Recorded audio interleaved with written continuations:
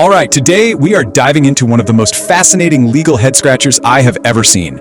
It's a real story that, honestly, it challenges our whole idea of what a guilty verdict really means. I mean, think about that for a second. It sounds completely impossible, right? But stick with me, because we are going to walk through a real case where this exact thing happened. You're going to see how our justice system can look at the very same set of facts and somehow come to two totally opposite conclusions. So let's set the scene. You've got this defendant, John Spencer. He goes through a tough 10-day trial, more than 40 witnesses take the stand, and at the end of it all, a jury finds him guilty in a multi-million-dollar mortgage fraud scheme. And get this, the jury didn't even break a sweat. They were out for less than 2 hours before coming back with a verdict. I mean, to anybody on the outside looking in, this thing looked like an absolute slam dunk for the prosecution. The evidence had to have been just overwhelming. And that was exactly the story the government told. They painted Spencer not just as some guy involved, but as the actual mastermind. They argued to the jury that his testimony, where he denied everything, was a total sham, that he chose to lie about, and this is a direct quote, virtually everything in the case. The guilty verdict seemed to prove them right. But the story was not over. Yeah, see that conviction? That was just round one. Round two was the sentencing hearing, and that is where this whole story takes a very, very weird turn, and our paradox really starts to come into focus. The prosecutors weren't done yet. They wanted to pile on more prison time. And the way they tried to do it was by proving that Spencer had committed perjury, that he deliberately lied on the stand during his trial. This is something called an obstruction of justice enhancement. Now, to really get what happened next, you have to understand the sheer scale of what the government was claiming. They pointed to 76 separate statements Spencer made under oath and said they were all lies. Their legal attack zeroed in on 42 of these statements as specific, provable acts of perjury, material lies about his role, his resume, stuff they said was flatly contradicted by their evidence. Basically, their entire argument was that this guy lied about, well, everything. But Spencer? He did not back down. Not one bit. Even at his own sentencing, he stood up in front of the judge and stuck to his guns with his really powerful statement, saying the whole thing was a misunderstanding, not a criminal conspiracy. So you've got these two sides, completely dug in. The government says he's a pathological liar.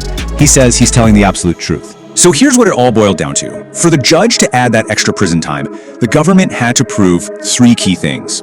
1, that Spencer's testimony was false. 2, that it was about something important, a material matter. And 3, and this is the big one, that he lied willfully.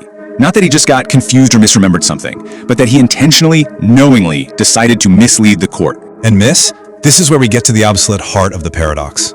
Okay, so the jury found him guilty beyond a reasonable doubt. That's the highest standard of proof we have in the law.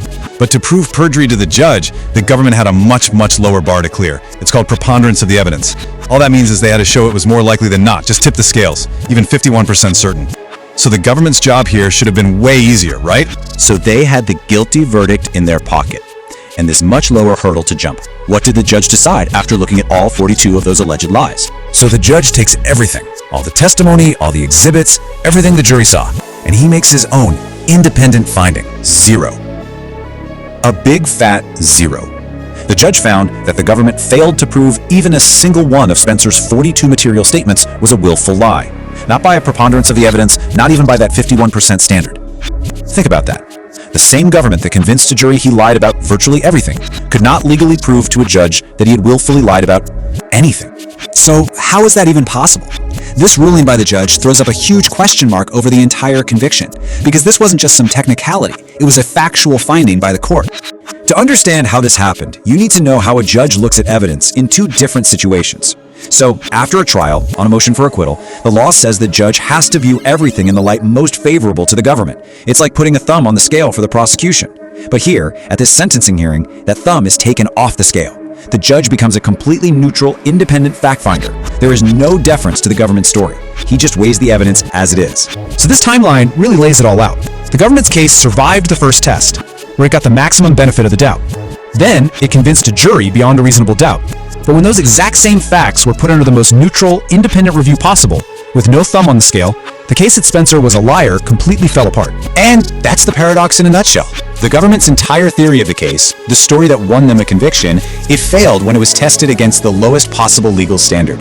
A jury said there was no other logical explanation but guilt. But a judge, looking at the same evidence, said it wasn't even more likely than not that the defendant's sworn denials were actually lies. Which leaves us with this final, really provocative question. If a defendant gets on the stand, denies every important part of the crime, and a judge later finds that the government can't even prove that a single one of those denials was a lie, then what exactly is that guilty verdict resting on? It's a puzzle that really cuts to the very core of our justice system.